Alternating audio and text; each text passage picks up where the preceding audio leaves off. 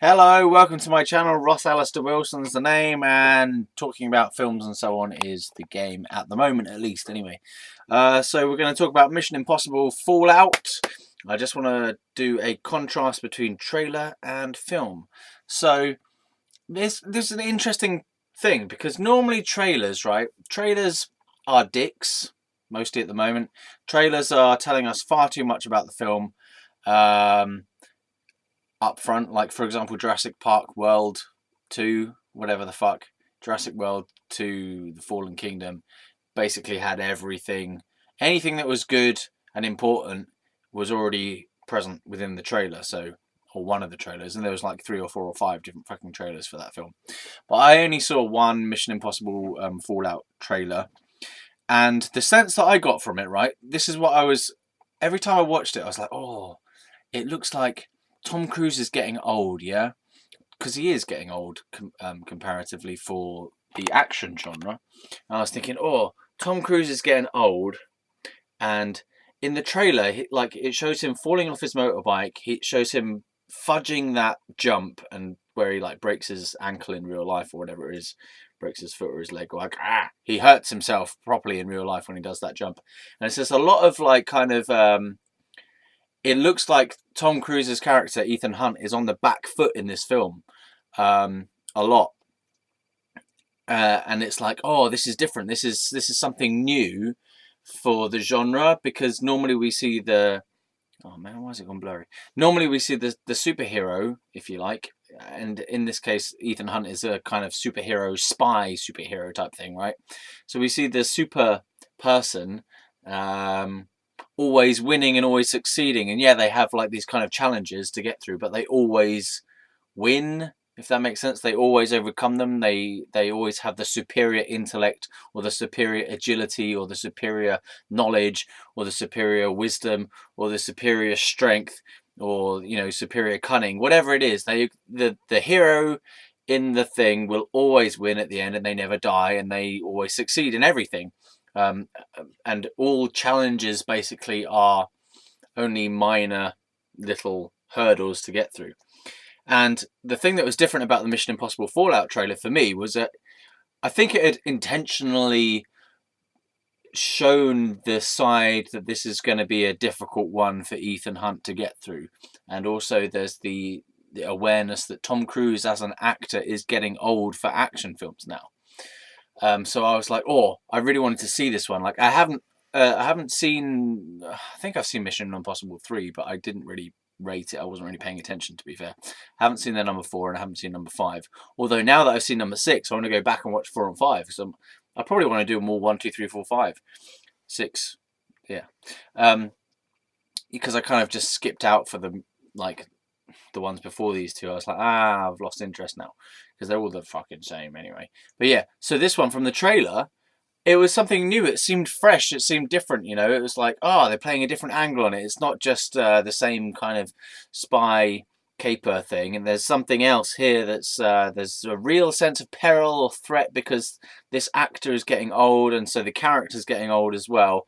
And so the stakes felt higher just from the trailer, and I felt like, oh, this is exciting. And then I saw the film, and actually, right, I don't feel like the trailer really matched the film. I feel like it was always certain that he was going to win, and I didn't get the sense that he was in as much peril as the trailer made out to be. I mean, yeah, he was in peril, but every challenge he did just take it on like a normal superhero kind of does, and he always overcomes each challenge, and there's never a real knockback to it. I never felt like there was a real setback. There was always, if there was ever a setback, it would be changed and transmuted into a positive by some spin of the narrative very quickly.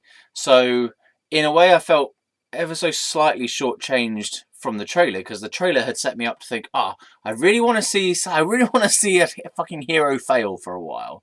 I really want them to go through something really challenging, that is really difficult, that really sets them back, that they're really going to have to pull something out of their ass, or they're just going to die What I want to see them go through fucking something difficult and overcome it, or something that's so difficult that they can't overcome it, and that's the end of the series.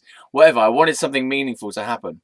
So there's a slight sense of being shortchanged by the film from the trailer, but the film itself, I wouldn't say I'm disappointed in the film. I'd say that there's a disparity between what the trailer is suggesting it will be. From my perspective, I thought, okay, we're going to get more of a sense of failure going on.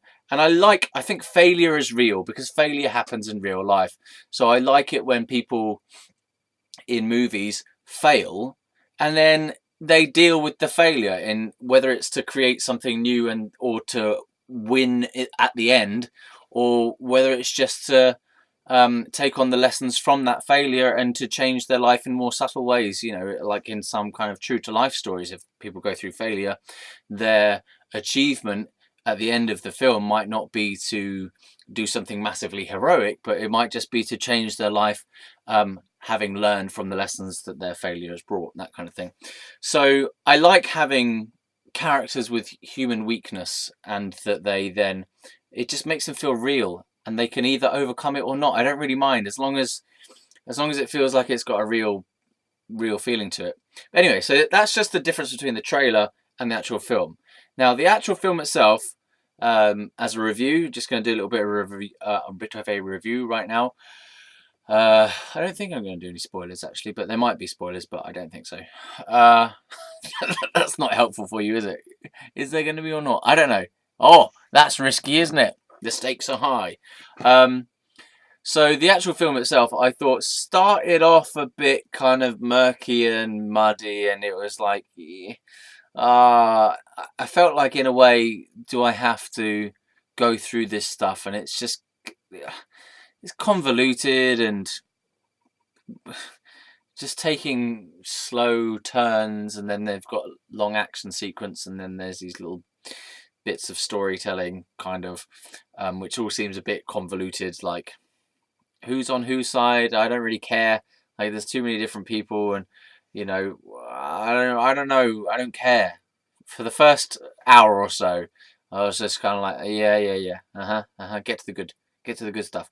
And then, with the last, I don't know if it's the last hour or the last half an hour, probably last 45 minutes. I wasn't checking my watch, but my butt was so fucking tight. So I was like, I was fucking gripped. Gripped is the right word. My butt cheeks were gripping the fucking seat, like. I had to genuinely tell my butt cheeks, just relax, like, calm down. I was like, oh fuck. The sense of peril was intense, and the sense of peril, the sense of tension, suspense was really, really good. And I think I have to watch it. Oh, stupid blurry thing. I think I have to watch it again. Hello, camera. Why are you fucking with my life? Autofocus, yeah, autofocus, you bitch. Sorry. Hello. Oh, man. Wow. That sucks. If I just stay there, if I stay here, and I take the autofocus off, it should be fine. So, yeah, the last part, oh my lord, was amazing. Really, really, really, really good. And as I was saying, I think I'm going to have to watch it again, just so that I can, like, my butt cheeks can have a less of a tense time, because I'm like sat there like, oh fuck, man. You know, it just really was really cracking stuff towards the end. But the first part of it was just a bit like, oh, I went out for a pee, and normally I'm a bit like, oh, I don't really want to go out for a pee because, you know, I might miss something important. I don't think I missed anything important. The beginning stuff, I was just like, whatever, standard, yeah. But the end, I'm like, oh fuck. There's slight disappointment aspect, which was I didn't get an emotional rush. I like films that have they also have an emotional rush. Yeah. Like, there was no emotional rush for me with the ending. I don't know, other people might have had an emotional rush, but I didn't get that. I got a kind of sense of relief, and a sense of like, yes, they've diffused the situation. Yeah. And everything's back to a good ending, happy ending, whatever. Yeah, everything's a happy ending. Oh, okay, I've got to stop saying those words now. And so there was that, but there was no kind of like meaning. There was no meaning behind it. It was just like, phew, thank fuck that's over, kind of thing. And I'd heard about, like, some people had said some stuff about what's he called, Superman guy, Henry Cavill, him being a bad guy. Yeah, he didn't have enough intentionality to him.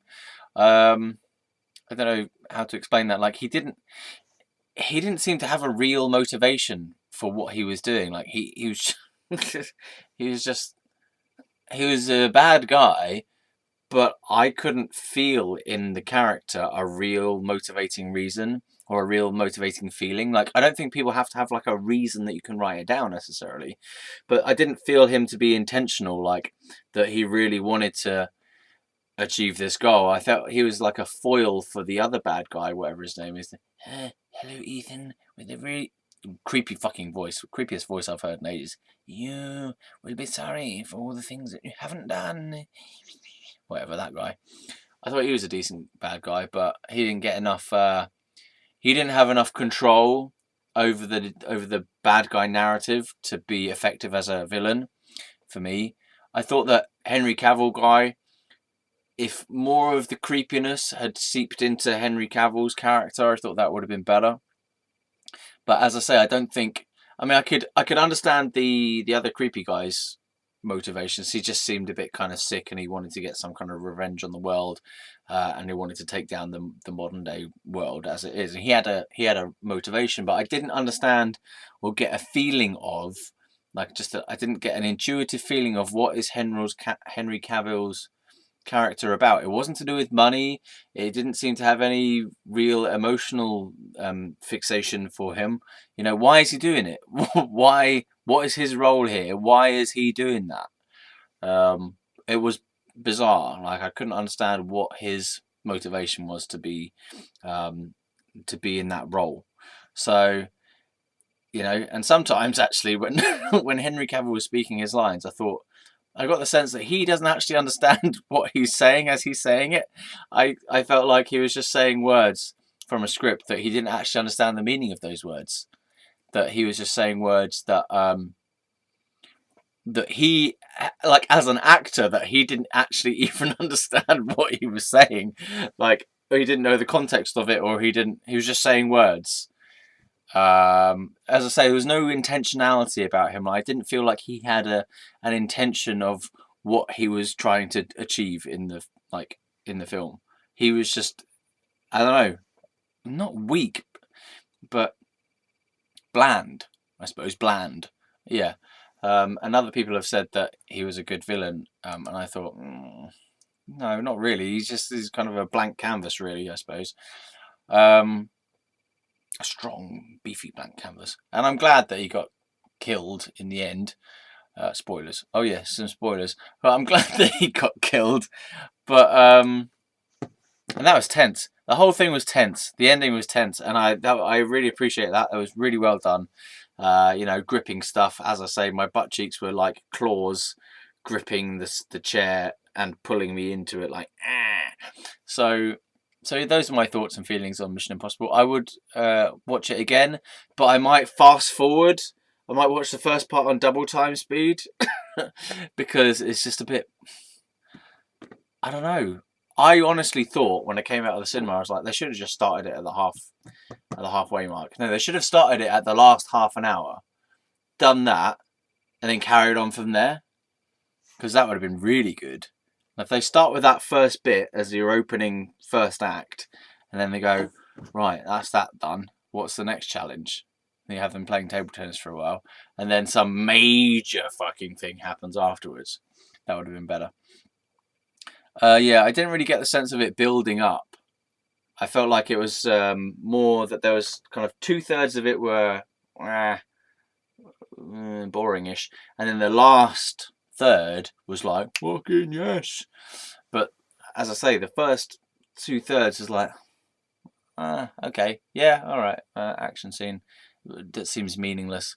Okay, why is that happening? I don't care. Okay, a little plot twist, fine. Nothing was really gripping me on that. I was just like, I don't care. There's too many different things happening as well. And then, as I say, the final part, I'm like, fucking hell, couldn't take my eyes off it. Couldn't think anything else. You know, no time for thinking. Just butt squeezing the chair and just watching every fucking second like a raving Clockwork Orange person like this. So yeah, it was good overall. Really, really good. If I'm going to watch it again, I'd probably just go, come on, hurry up. Just fast forward. Let's just watch the end bit. So I think the ending half an hour to 45 minutes really makes the film. And if that wasn't there, and if it was to the same pacing as the beginning, then I'd be like, I can't be arsed with it. I wouldn't watch it again, but I would watch it again, and I will watch it again because of the ending. But I won't watch it in the cinema again because bollocks to that. I'll watch it like when it comes out some other time. Okay, there's my review. I give it a lemon out of orange.